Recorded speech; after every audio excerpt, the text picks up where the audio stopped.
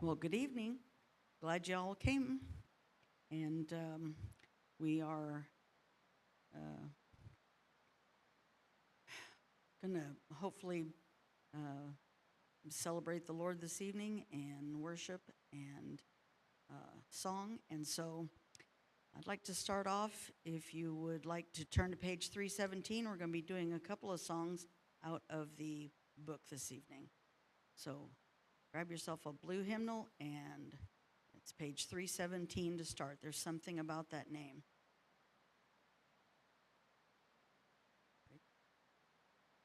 Jesus, Jesus, Jesus, there's just something about that name.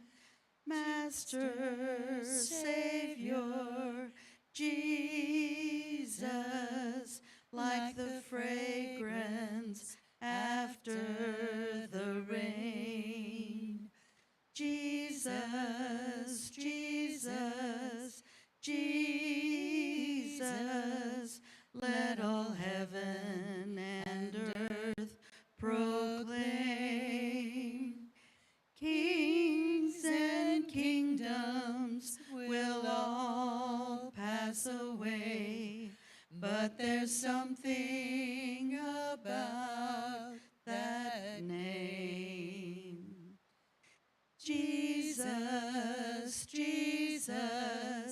Jesus, there's just something about that name.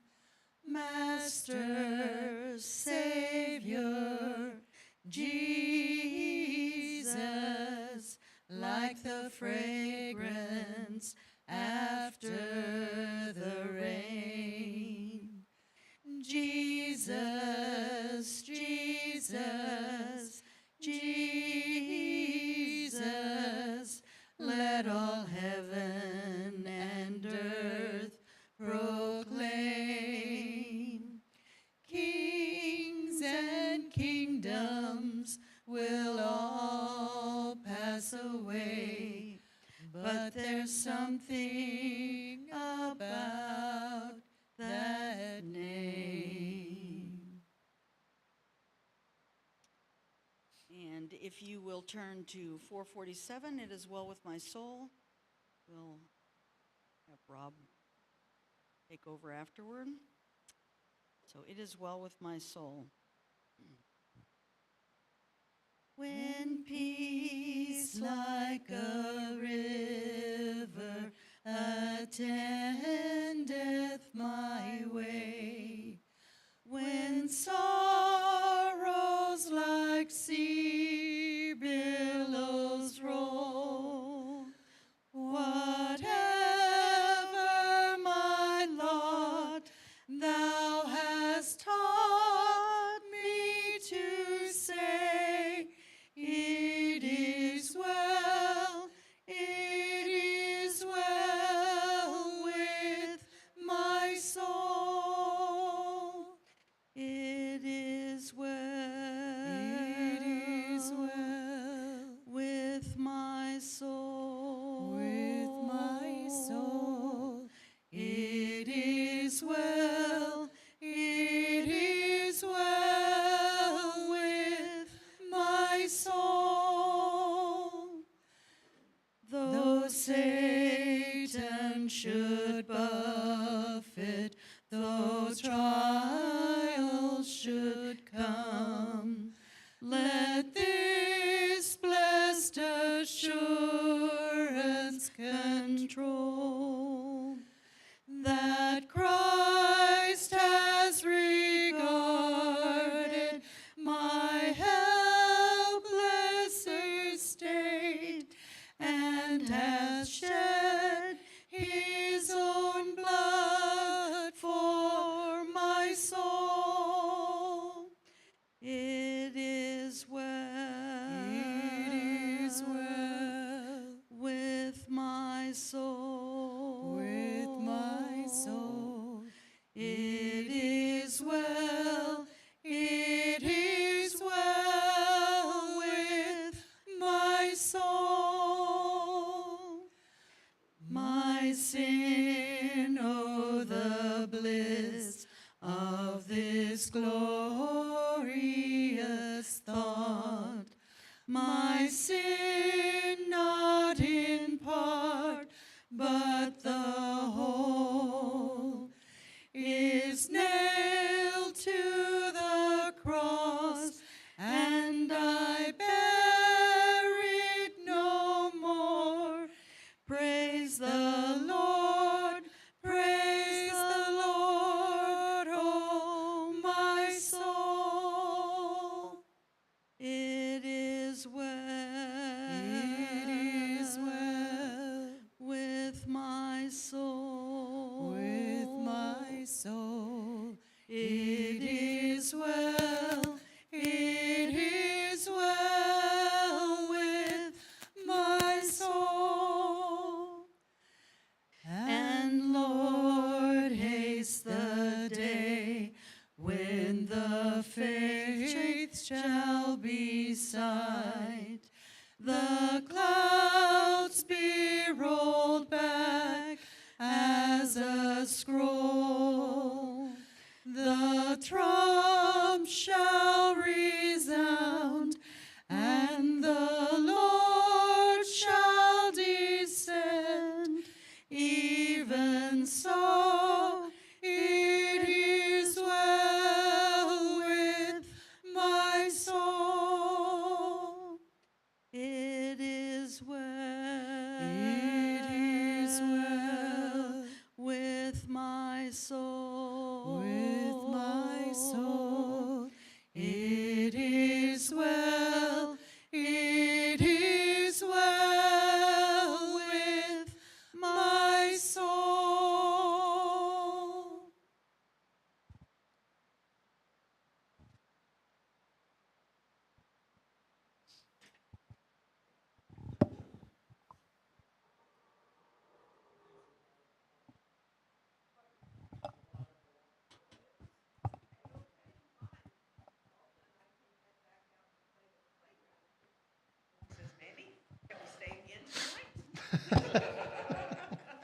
No. So I told Charlie, I guess we're on the list as permanent sponsors.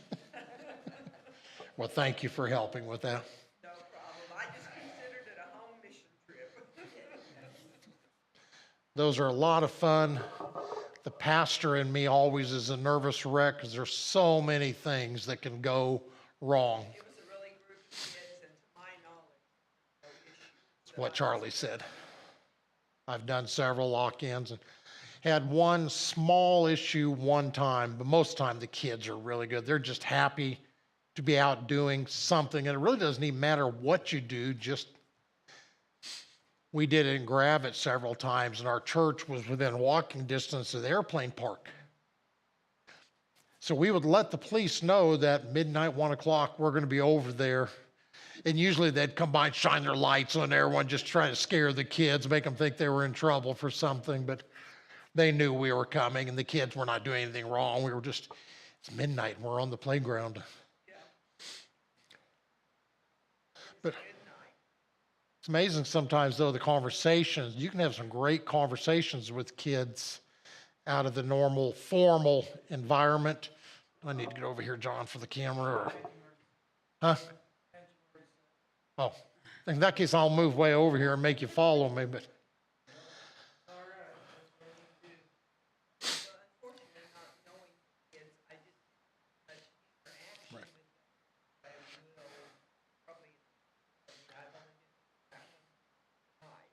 But it was good. yes.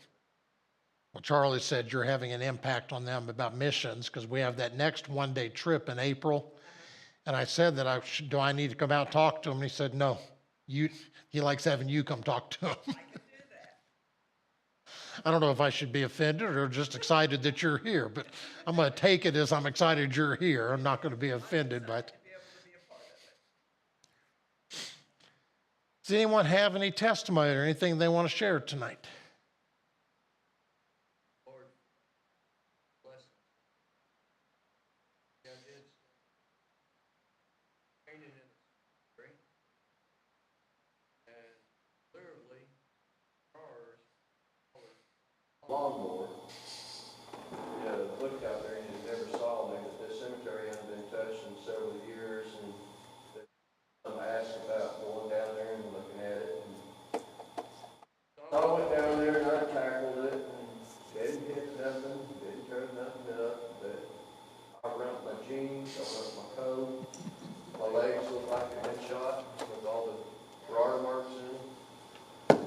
Oh, had a good day doing that yesterday, this morning, many years ago, a young man named Jonathan, this was mother, comes and takes Teresa to the auditorium, that's her check.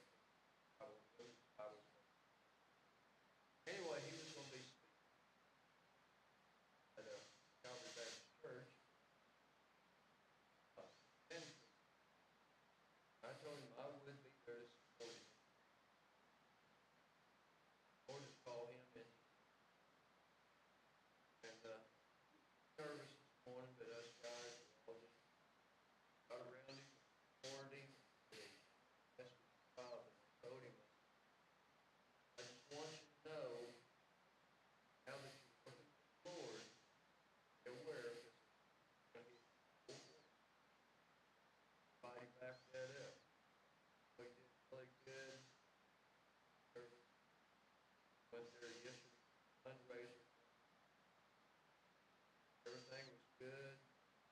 There as well, they had great. Praise the Lord.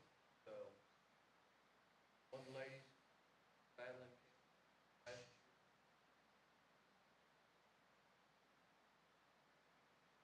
year.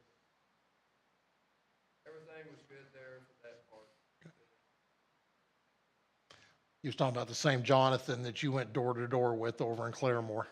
Okay, She knows him. yeah, that's awesome. Yes. I'm glad you. I think he's looking forward to, Good. Good. He did a good job that day. Was a good worker. I think he was a little tentative knocking on the doors and such at first, but It didn't stop him from doing it, but who isn't the first time you knock on a stranger's door? Right there beside me, every step of the way though. I mean, we hung a bag on your door and told Raylene you might have a gun and shoot her, but Got you back pickup says, quick, hurry, get out of there, he's got a gun. And he missed the driveway. go prove that now to my truck. Still prove it in your yard, but you can't prove it on my truck anymore. But I'll tell you what, it's really bad, there's on the river out last week, 18 years past. You know how narrow that is? yes, I went out there and took pictures. Their tires had been broken.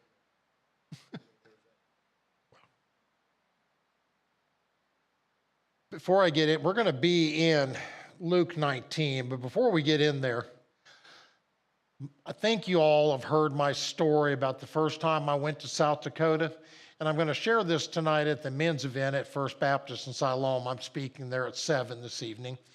It's on the joy of missions. 20 years ago, this last fall, first time I went to South Dakota. Steve Osage, his wife Rita, Barbara, and I were eating, and the waitress came over and said, Brother Steve, can you go over to Clyde's house? They had a child that was killed a while back in a house fire. Well, Steve had been the pastor there for a few years, but had moved back down to Oklahoma. But he said, sure, we'll go by. And we're sitting there talking with them, and they had lost an 18-month-old baby. This was like 3 months before we were there. And they were just distraught. And we're talking a little bit, and finally, I think it was Barbara that first said it, then Steve jumped on it. King David said, when his son died, I can't bring him back to me, I'll have to go to him. Well, this man got up and left the table.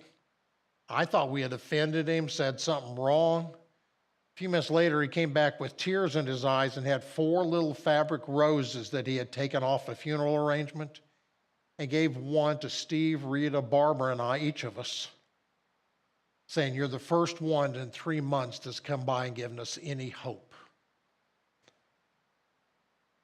It broke my heart that there hadn't been a priest, a deacon, a preacher, any Christian came by and encouraged them in any way. Well, I still have that fabric rose. Thursday night, when we were in South Dakota last week, we were in Lower Brule working there at Hilltop Baptist Church. And guess who came and had dinner with us? Clyde Estes came in. Clyde is now the chairman of the tribal council there and a very outspoken Christian. And he came and we laid hands on him and prayed with him. And when he came in, he came up to me and said, you don't remember me, Clyde, but I met you 20 years ago. And he still had a blank look. And I said, Steve and Rita Osage. And he took out his phone, and guess what? The first picture that popped up on it was Steve Osage. And him and I talked and a little bit. I said, because that visit impacted me dramatically as far as wanting to go back there. And I told him, he said, ever since then, I've been coming back for 20 years working with Hilltop. I did not know that Clyde, that he was the one until a year ago when we had the memorial here and conference here for Steve. When I told that story, Chris Little came and said, Rob, that's Clyde Estes. That's the chairman. I didn't put 2 and 2 together until a year ago, and this is the first time I've been able to see him. And that was blessing to me. And Ray Lynn, which was with me, and when she realized that she had heard that story several times, when she finally got to meet Clyde and put 2 and 2 together, it really touched her. And I say that to remind you that when you go to Claremore or Nicaragua or New Mexico, you were only there for a few hours, but bear's having an impact on your life for the rest of your life. It's a good thing you don't have to pay long distance bills anymore, because it would also be impacting your phone bill.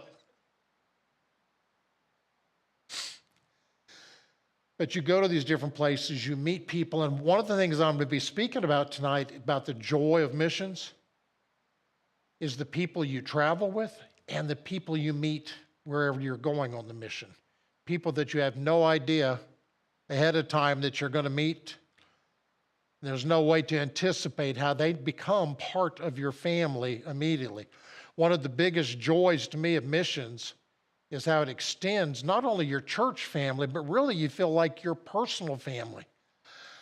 Tuesday night, I think it was, I asked all the ones there, because these were all people I had worked with. I said, okay, I'm supposed to speak Sunday night on the joy of missions.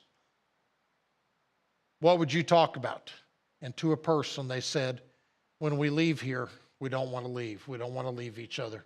Doesn't matter how hard we work. It doesn't matter what difficulties we have. We don't want to leave because this becomes family. I can't imagine being there as long as you were down this last time. Yeah, I'm usually there a week at a time. But then we talked about the miracle of what God gets done. Every year we go, we have some project, I just don't know, in my feeble little mind, I don't see how we're going to get it done. Not this last September, the September before that, 4 of us drove up to Lower Brule. The beam that goes underneath our house had twisted and was lifting up the dining room and falling in another part of the house so we had made arrangements to have a concrete saw so we could cut a hole in the concrete. We had found a metal beam that was long enough. It actually came from a mobile home, the metal on that we could run in there, jack it up. Well, we were going to start on Monday morning. Sunday we got there. So let's just go underneath and look. Someone had put a 1/2-inch temporary jack to hold up that beam, and it had fallen over. And that's all the problem was. So we got under there the next day. What I was afraid we weren't going to get done in 2 or 3 days, we were done on Monday by noon. And we were able to return that beam and not have to pay for it. Because what we did is went through and did 2x6s and 2x8s to brace the beam and slowly pulled it back where it was, and then put a permanent brace underneath it. It is stronger now than it has ever been. And thank gosh, because there was only about that much room, so you had to be kind of crawling around. But you know what else? We needed some 2x8s to run with it to give it some strength. They were already down there. They had them down there to do the right thing. They just put that temporary jack there and left. Someone said Indian tacos, and they were gone. I just say that because, like I said, I'm going to be speaking tonight about the joy of missions, and that's part of what I'm going to talk about is the people you meet and how God works. And how when you leave, you wonder, how did God get all this done? And it's exciting, like I said, meeting Bear, getting to work with Jonathan. Just most of you have met Chris Little and Kevin Yazzie, some of the ones we work with. And those people have a major impact on me personally and me as a minister, how we do things and what we do. Now, I went to the hospital this afternoon to see Brian.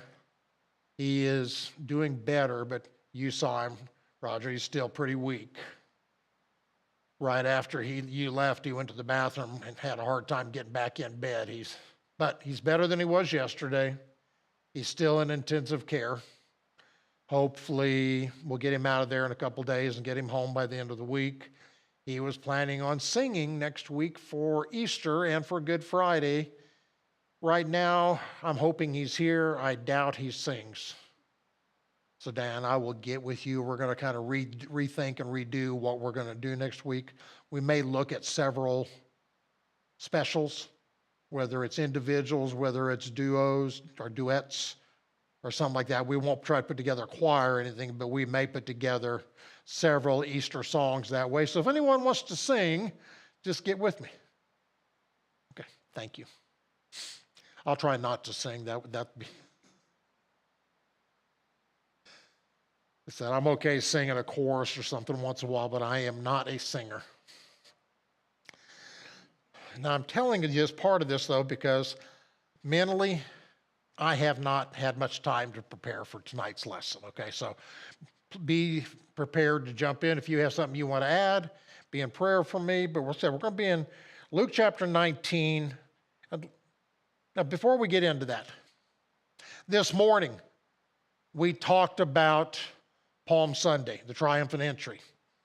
Now keep in mind, we talked the last couple of weeks about Lazarus, the week before that about the 10 virgins.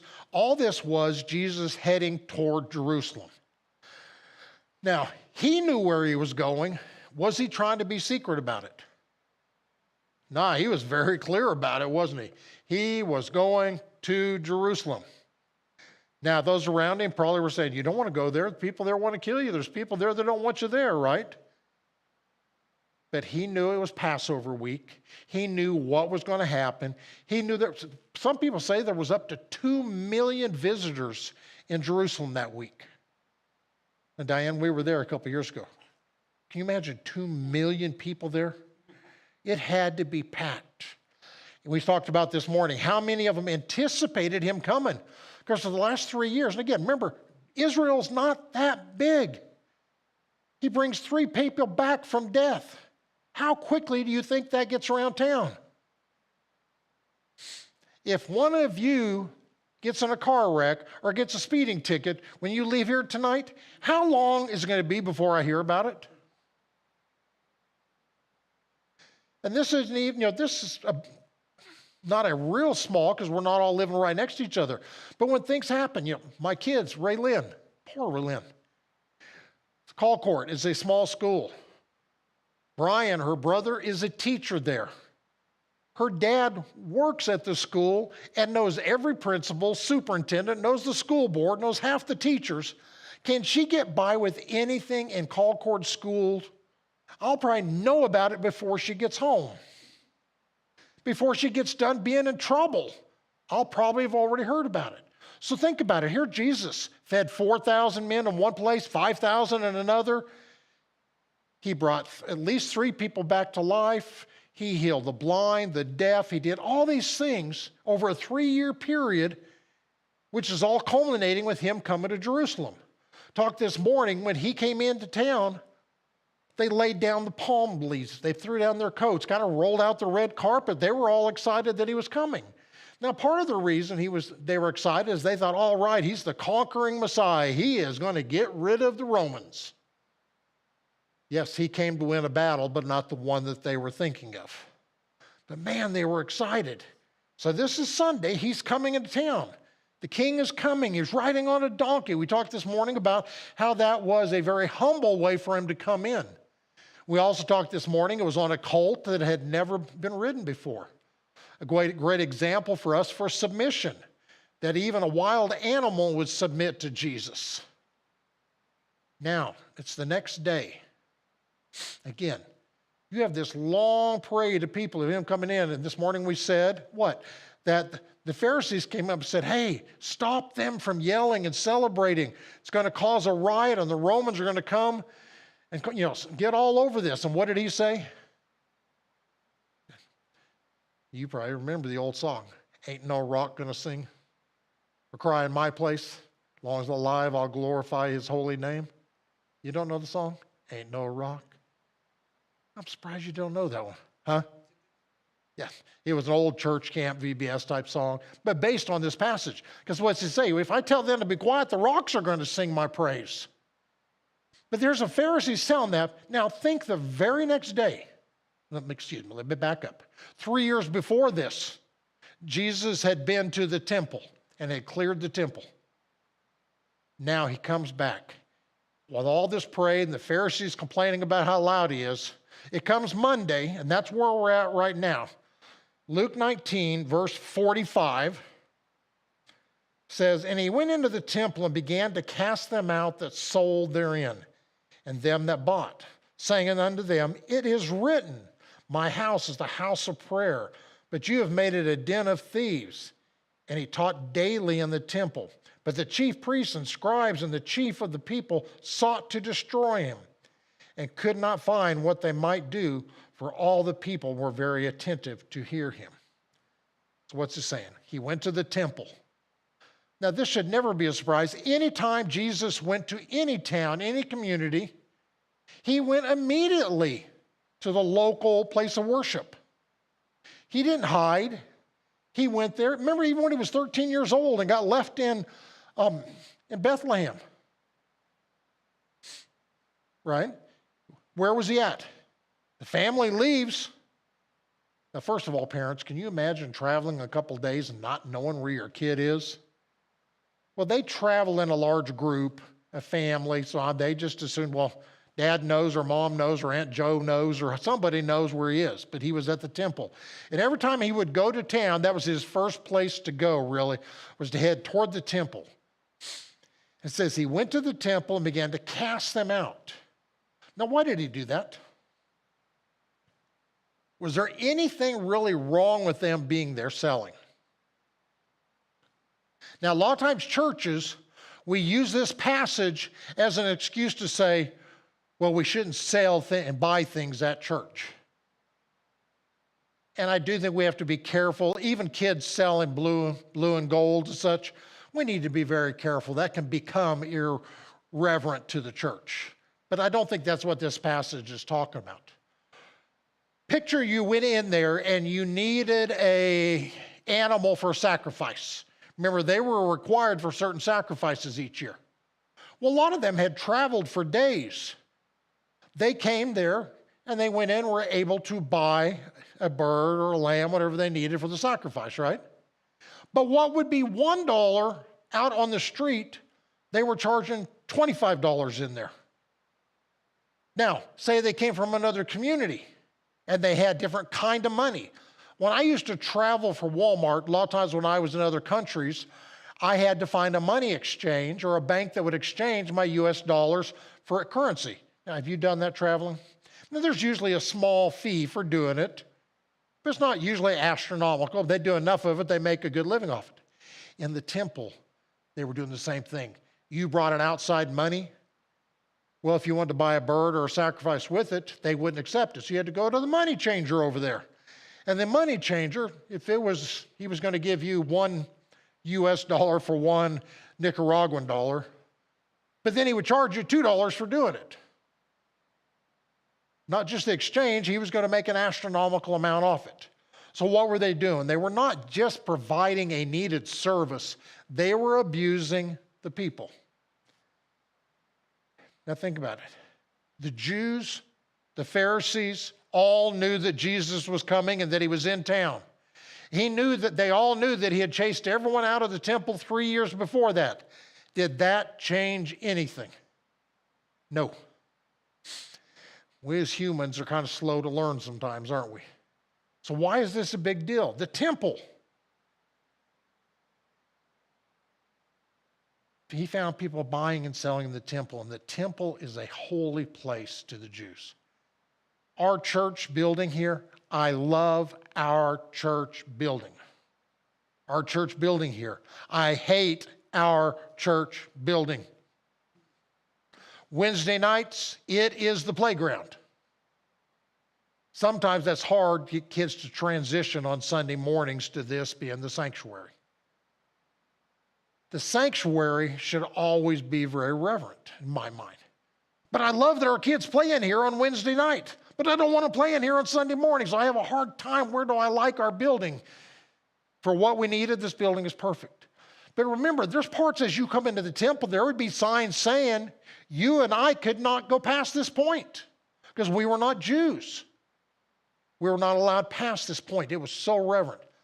If you read about the priests when they went in to make the sacrifice, went into the Holy of the Holies, they had all their formal garment on. You know what else they had? A rope around them in case there was anything they did wrong, any sin they had not been asked to forgive. They would drop dead in the temple and no one could even go get them. They had to pull them out with a rope. Can you imagine a place being that reverent that you were afraid that you might die, so they tied a rope around you to pull you out?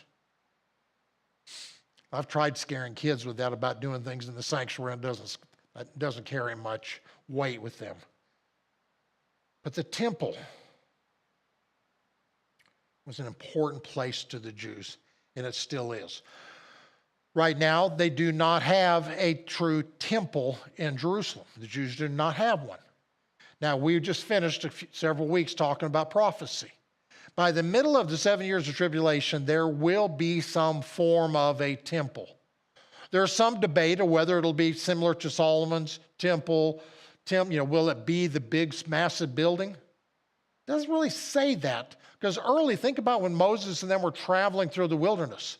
They brought a tent. It could be as simple as a tent again. But what's going to happen? Whenever that temple is built, sacrifices will start again. In Jerusalem right now, they already have the cornerstone sitting there. They have the Sanhedrin has already been elected and being trained again. The Sanhedrin have all their formal robes, formal get-ups. They have all the candles, all the candlesticks. They have everything. One of the interesting things, for almost 2,000 years, there was not a Jewish harp maker in Israel. For the temple to be implemented, they have to have a harp that is made in Israel. Now you got to remember, since 1948, Jews have been coming back home, right? Those that have been dispersed are coming back home. About 20 years ago, a Jewish man from Russia came back home. And guess what he does for a living? He's a harp maker, and he's already now made the harp. So things are in place to build a big physical temple again, and that's what the Jewish people are anticipating and hoping and looking forward to. So in Jesus' mind, he was raised a Jew, right? How important was that temple to him? And when he comes in there, and they're not only just doing business, they're being abusive in their business. Now keep in mind, the temple grounds were over 1,000 feet in length. When we think of a temple, I think we think of a church similar to this, maybe a little bigger. It was a massive place. But like I said, women were only allowed to be in certain places. Gentiles were only allowed to go to a certain point. The priests could only go after a certain point, and only the high priests could go after another place in there. The whole place was very important. And here the people were committing business in there disrespectfully. Let me back up. I said a minute ago about doing business here. Inside the church building, I don't think we should do any kind of serious business. Kids buying and selling, asking you to buy school stuff, man, that's kind of a gray area to me. Out in the parking lot, I don't care if they do. But in here, sometimes it bugs me. But again, that's a little different because they're just selling something and giving you a value for it. But if they came here and what is normally, say, a $10 roll of sausage, and because you were in the church and they were asking you $25 for it, I would have a problem with that. School stuff, like I said, I flinch, but it doesn't bother me too much. Can you imagine being in here, buying and selling your house, doing business like that in here? Someone came here on Sunday and they wanted to put cash in the offering plate. You said, well, you give me a $100 check, I'll give you $50 cash so you can put that in the offering plate. That's the kind of things they were doing, taking advantage of people. They came to worship from all over the world. Again, we're talking about animal sacrifice, talking about worship. Jesus came to the temple that morning knowing exactly what he would find. Now, we think when TV shows Jesus, this very lighthearted, almost kind of weak Messiah, don't they? And we're told not to get angry. It says what? Get angry and sin not is what it says. It doesn't say not to get angry. And that's what Jesus did. He came in and he got angry because they were being disrespectful. You guys, most of you know me fairly well. You don't see me wear a baseball hat very often. But once in a while I wear a baseball hat. When I walk in this building, it comes off. To me, this is still our sanctuary. This is our place. So he's coming. They know he's coming. Passover's going on. He came to the temple, and the reform that he had caused 3 years before that for them to quit selling and buying and everything didn't last very long.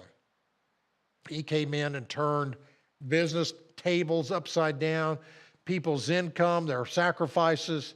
He came in, got upset. The money changers were guilty. The animal sellers were guilty, and he knew it. He went in and chased them out to try to get them to honor the place. How do you think the Pharisees acted when he did that? Now, if I had to guess, the Pharisees were getting a kickback on the money changers and on the animal sales. Whether it went directly to them or to the church, I think they had a financial investment, a reason why they allowed it to happen, and they became upset. Like I said, he announced he was coming for 3 years. He said he was coming 3 years before that. He had chased him out. So why are the Pharisees now upset and surprised? They shouldn't be, should they? He's really talking, when we're talking about what was going on, there's condition of the heart. Where were the people's heart? Whether it was the Pharisees or the business people, their heart wasn't there to worship God. He said coming in, if I tell the people to be quiet, the rocks will sing my praise. It's time here where he's wanting them all to know who he is, that he is the anointed one, the promised one, the Messiah. He is the Savior. And he's wanting them to realize who he is and putting them in their place. 1 Corinthians 3:16 says, know ye not that ye are the temple of God, and the Spirit of God dwelleth in you. At that time, the building was the only thing, that and the tent as they had traveled had been where the Spirit of God. But he's reminding us here that what's our heart? Where are we at? Are we worshiping God no matter where we're at, what we're doing? And if we're not worshiping God, why are we here? Sunday mornings when we sing in here, it bugs me when I see people not singing at all. Not singing loud, I understand. A lot of people don't like singing out loud, don't like their voice. But are we singing to the person in front of us or behind us? We're not supposed to be, are we? We're singing to God. We had a lady over in Colcord that I loved to hear sing over there. I'm just going blank. Yes. She wasn't the best singer. Oh, but did she love singing to the Lord? And that's what I look to see when someone is singing. I've had some people in churches in the past, when they stood up to sing, they wanted everyone to see them and everyone to know. And I had one, a man and a woman, not married, they would sing, they're staring at each other the whole time. And to me, it took all the purpose of their singing out. It was how much they wanted everyone to see them. Where is our heart when we come here, when we tithe? Like yesterday, again, Saturday, I've said this quite often, Saturday is my favorite day here a lot of times. We had a great day here yesterday, didn't we, Sharon? We had food pantry, went really well. There was a lot of work projects being done. There was just a great spirit in the building yesterday. Only way it could have been better is if Brian had been here yesterday with us. But it was a wonderful, wonderful day. Where's our heart when we come here? Whether it's to sing, whether it's to work, whether it's to give, where's our heart?